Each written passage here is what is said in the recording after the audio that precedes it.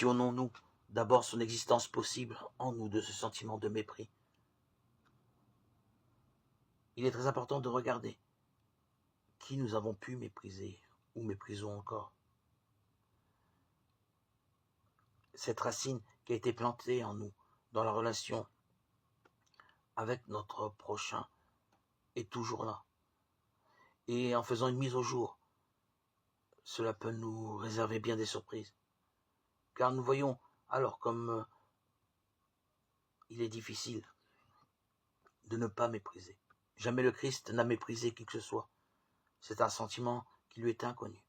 C'est précisément cette absence totale de mépris qui va attirer autour de lui la foule de ceux qui se savent en faute, qui se croient impurs.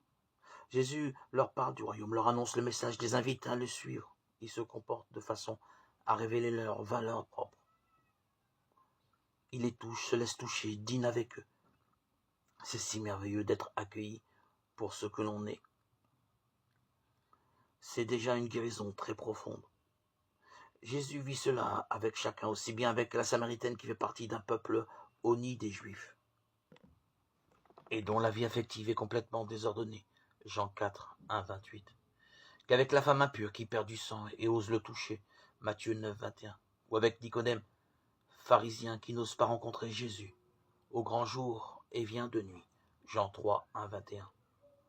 Il arrive que nous nous méprisions nous-mêmes. Nous oublions alors ou ignorons que nous sommes créés à l'image de Dieu.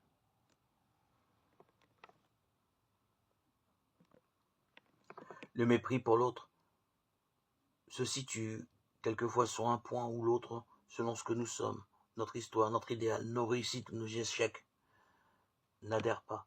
Nous pouvons mépriser l'un ou l'autre de nos parents, un membre de notre famille, une institution, une race, une classe sociale, les pauvres ou les riches, les intellectuels ou les manuels, une église. Si nous sommes méprisants envers qui que ce soit, c'est que nous n'avons pas vraiment pardonné.